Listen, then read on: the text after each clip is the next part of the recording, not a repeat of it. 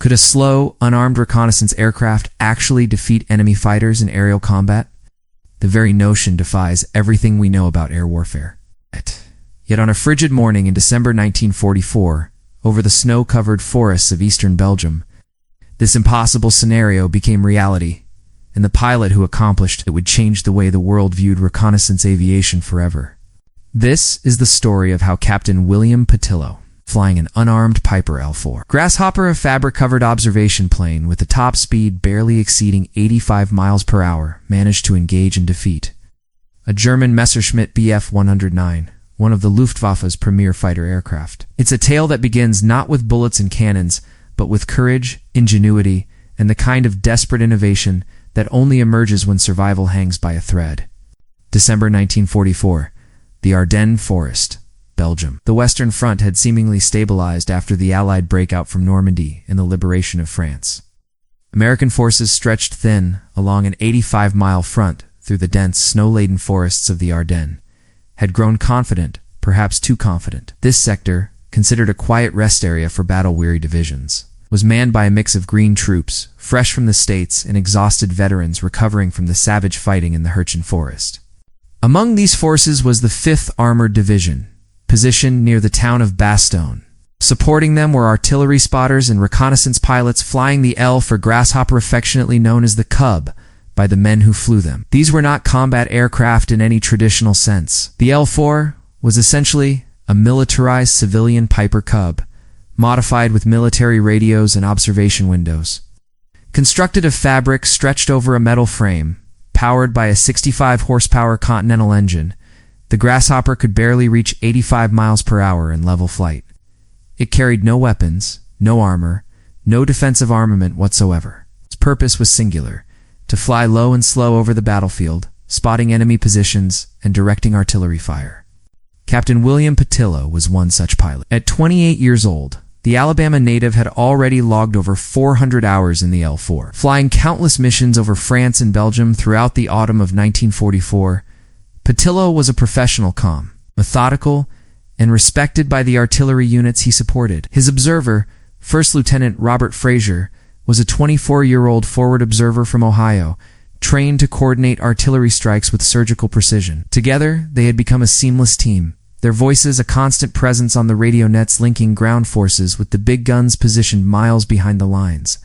The strategic situation that December seemed stable, almost boring. Intelligence reports suggested minimal enemy activity in the Ardennes. The Germans were finished, everyone said. The war would be over by Christmas. They were catastrophically wrong. At 0530 hours on December 16, 1944, the entire German Western Front exploded into life. More than 200,000 German troops, supported by nearly 1,000 tanks and assault guns, smashed into the thinly held American lines. Operation Whacked AM, Rhine to Watch on the Rhine, had begun. Hitler had gambled everything on this massive counteroffensive, hoping to split the Allied armies, capture the vital port of Antwerp, and force the Western Allies into a negotiated peace. The initial assault was devastating. German forces, spearheaded by elite SS Panzer divisions, achieved complete tactical surprise. American positions were overrun. Communications were severed. Entire regiments found themselves cut off and surrounded. The weather-thick low clouds and persistent fog-rounded Allied air power. The Luftwaffe, which had been conspicuously absent for months, suddenly appeared in force, their fighters and ground attack aircraft ranging freely over the battlefield. For 3 days, chaos reigned. The Germans pushed forward with shocking speed, creating a massive bulge in the American lines, the attack that would give this battle its name, the Battle of the Bulge. By December 19th, the skies began to clear. American airfields, which had been paralyzed by the weather, roared back to life. Fighters, bombers, and reconnaissance aircraft launched in waves, desperately trying to stem the German advance. Every available aircraft was pressed into service. The artillery spotter pilots, despite flying what were essentially powered kites, were ordered into the air to provide eyes for the artillery batteries that were now fighting for their lives. Captain Petillo received his orders at 0700 hours on December 20th. His mission: conduct a reconnaissance sweep of the area northeast of Bastogne, identify German troop concentrations, and direct artillery fire onto any targets of opportunity. The weather had improved, but it remained treacherous scattered clouds at 2,000 feet, Visibility 5 miles, with snow flurries reducing vision periodically to less than a mile. The temperature hovered just below freezing. Lieutenant Fraser climbed into the rear seat, his maps and radio equipment arranged within easy reach. The L4's engine coughed, sputtered, then caught, the propeller becoming a blur in the morning light. At 0730 hours, Patillo advanced the throttle and the tiny aircraft lifted off from the frozen grass strip near Neufchâteau, climbing slowly into the gray December sky. They flew northeast, maintaining an altitude of 1,500 feet. Below them, the Ardennes forest stretched in every direction. Dense stands of fir and pine, now heavy with snow, broken by small villages and narrow roads packed with military traffic. Smoke columns rose from burning vehicles and buildings. The evidence of battle was everywhere. At 0815 hours, Fraser spotted movement German infantry moving through a wooded area 3 miles northeast of Bastogne. Patillo circled while Fraser contacted the Artillery Fire Direction Center, passing coordinates and requesting a fire mission. Within minutes, 105mm shells began landing among the trees. Fraser adjusted the fire, walking the rounds onto target with professional precision. They continued their patrol, spotting and engaging numerous targets. For nearly 2 hours, everything proceeded according to routine. The little Grasshopper orbited lazily over the battlefield, seemingly immune to the violence below, a tiny, fabric-covered observer watching the titanic struggle unfolding across the frozen landscape. Then, at 09:05 hours, everything changed. Fraser's voice crackled over the intercom. Aircraft, 2 o'clock high.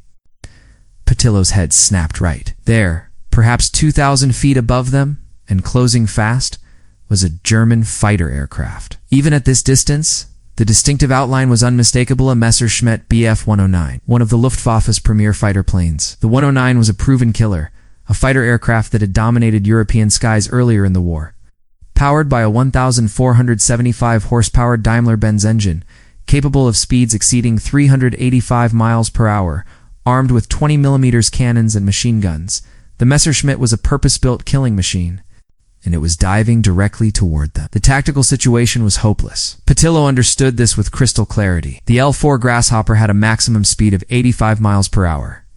The Bf 109 could fly at over 385 miles per hour, more than 4 times faster. The German fighter was armed with 2 13mm machine guns synchronized to fire through the propeller arc and 2 20mm cannons mounted in the wings. Each weapon could tear the fragile L4 apart with a single burst. The Grasshopper carried no weapons, no armor, nothing but fabric and aluminum tubing between its crew and destruction.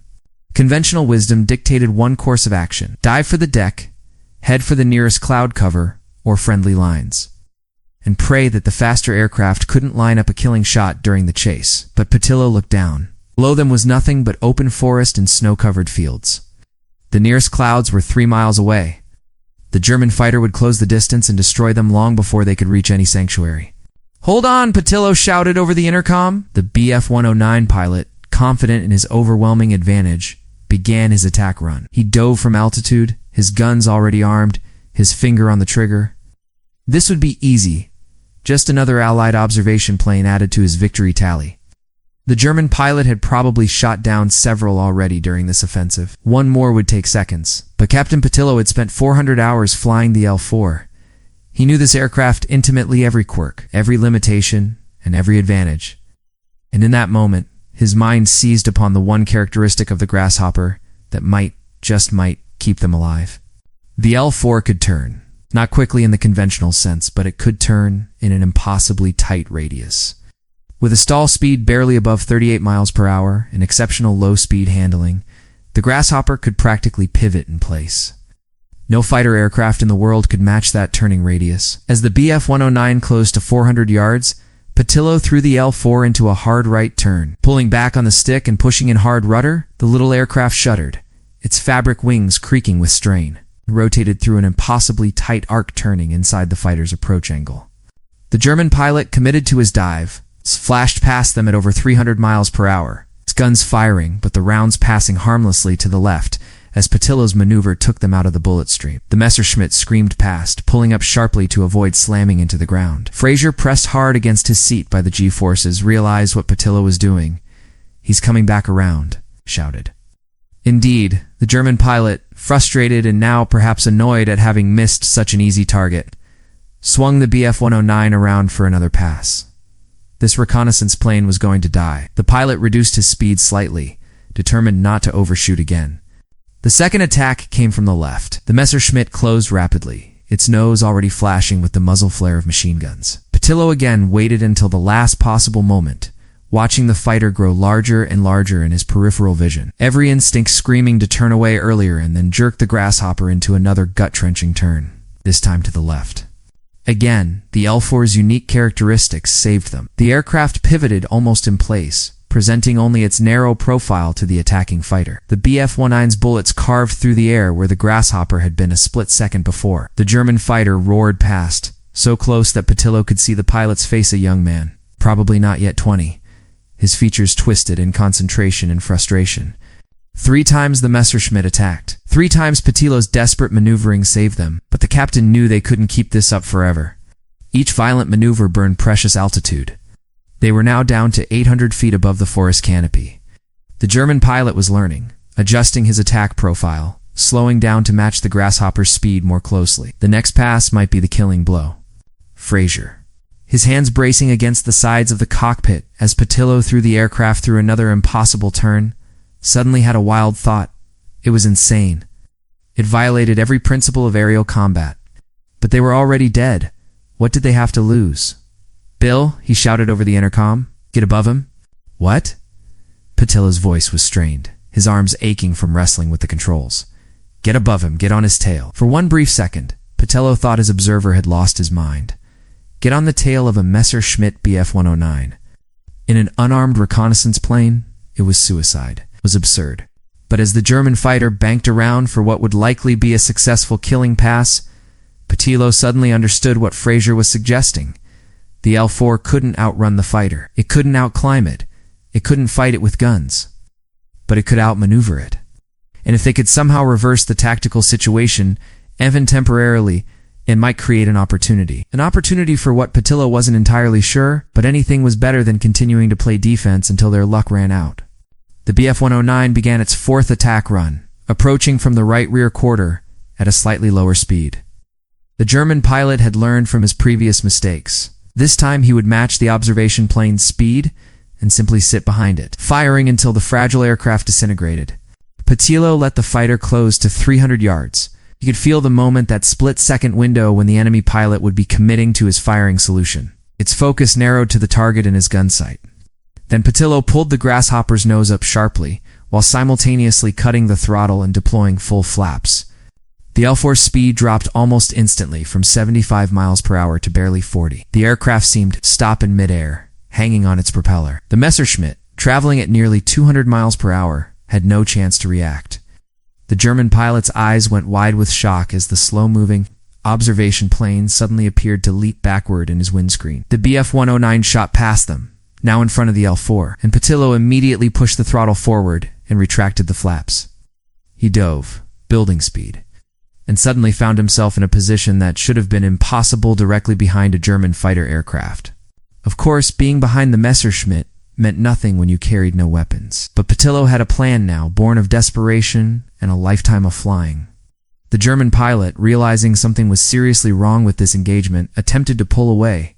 He pushed his throttle forward, and the powerful Daimler-Benz engine responded instantly. The Messerschmitt began to accelerate.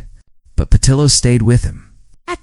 Not by matching his speed, that was impossible, but by cutting inside every turn. When the German banked left, Patillo anticipated and turned earlier and tighter, positioning the L4 to cut across the fighter's arc. When the German pulled up, Patillo followed, trading what little altitude they had for vertical tracking. The chase, if it could be called that, continued for what felt like hours, but was actually less than 3 minutes. The German pilot was growing desperate. This was insane. This wasn't how aerial combat worked. The reconnaissance plane should have been an easy kill, yet here he was, unable to shake a fabric-covered civilian aircraft that was slower than his fighter's stalling speed. The Messerschmitt pilot made a decision. He would use his speed to simply extend away from this impossible situation, gaining distance and altitude, then return with a more carefully planned attack. He pushed his throttle to maximum power and began a climbing turn to the east. But in his frustration and desperation to escape, the German pilot made a critical error. He had been maneuvering aggressively for nearly 6 minutes, throwing his aircraft through violent turns and climbs while operating at reduced throttle settings. He had forgotten one crucial detail about the Daimler-Benz DB605 engine: that powered his Messerschmitt. It was fuel injected and could perform negative G maneuvers without fuel starvation. But it burned fuel at a prodigious rate during combat maneuvers. At 1,500 feet, climbing through a turn at full throttle, the Bf-109's engine caught. Patillo saw it happen. The fighter's propeller stuttered, and a thin stream of black smoke appeared from the engine cowling. The German pilot's head jerked forward, checking his instruments. The Messerschmitt's climb faltered. "Oh, he's out of fuel," Fraser shouted, disbelief and elation mixing in his voice. The German pilot tried to restart his engine, working the mixture and throttle controls. The Daimler-Benz coughed back to life briefly, giving him perhaps 10 seconds of partial power, enough to level the aircraft. But then the engine died completely, the propeller windmilling uselessly.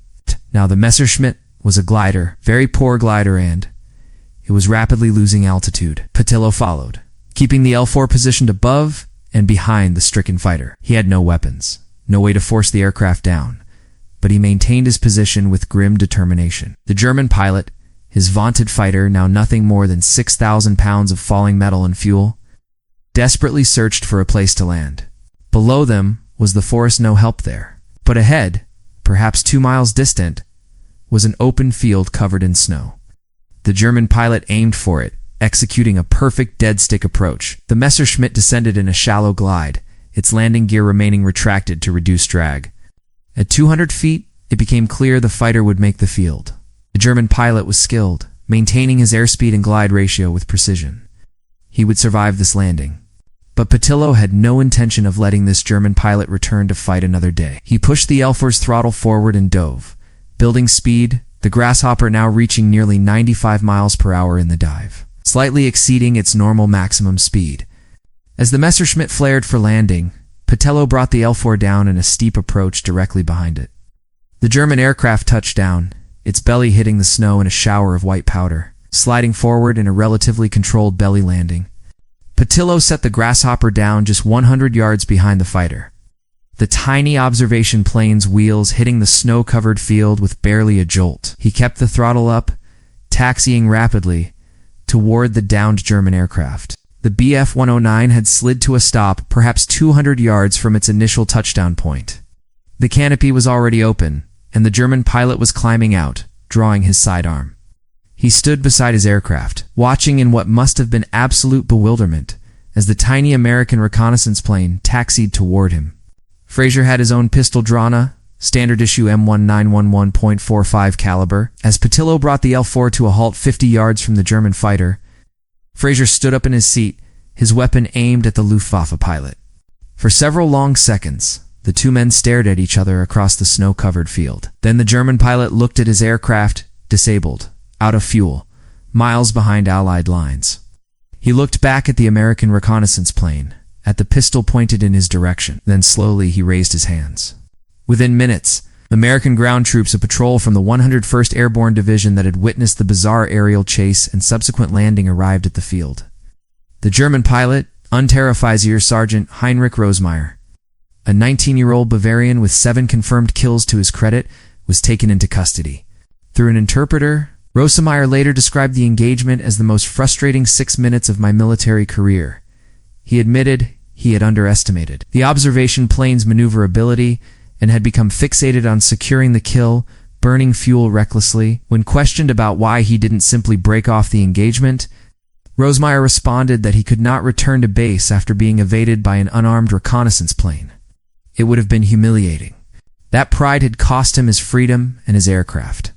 Captain Patillo's unusual victory, officially recorded as a forced landing, through aerial maneuvering quickly spread through the American forces. Patillo and Fraser were initially skeptical that anyone would believe their report. After all, unarmed observation planes didn't defeat German fighters, but the captured German pilot's testimony, combined with the recovered Messerschmitt Bf-109, which American technical intelligence teams eagerly examined, confirmed every detail of their incredible story. On January 15, 1945, Captain William Patillo was awarded the Distinguished Flying Cross for his actions on December 20, 1944. The citation read, in part, for extraordinary achievement while participating in aerial flight.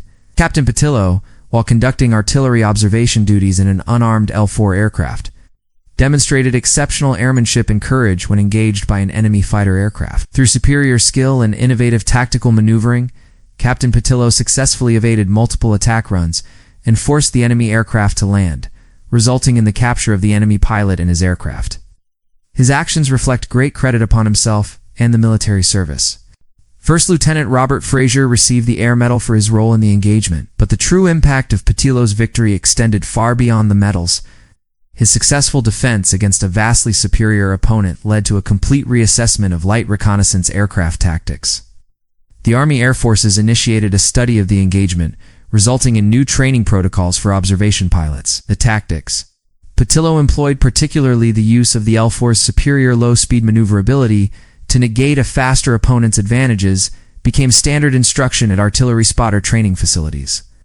More importantly, Patillo's victory demonstrated that innovation, skill, and determination could overcome seemingly impossible odds. The story spread rapidly through Allied forces, becoming a powerful morale booster during the desperate weeks of the Battle of the Bulge. If a slow, armed reconnaissance plane could defeat a German fighter, then anything was possible. The captured Messerschmitt Bf 109, after extensive technical evaluation, was eventually sent to Wright Field in Ohio for additional study. It spent the rest of the war as a testbed aircraft, helping American pilots better understand the capabilities and limitations of one of Germany's premier fighters. The irony was not lost on any 1-0 fighter aircraft brought down without a single shot being fired. Defeated by an observation plane through pure flying skill, Captain Patillo survived the war, flying reconnaissance missions throughout the remainder of the European campaign. He accumulated over 600 total hours in the L-4 Grasshopper by May 1945. After the war, he returned to Alabama, where he worked as a commercial pilot and flight instructor. He rarely spoke about his unusual aerial victory, considering it just doing my job. When pressed, he would simply say, "The L-4 was a good airplane.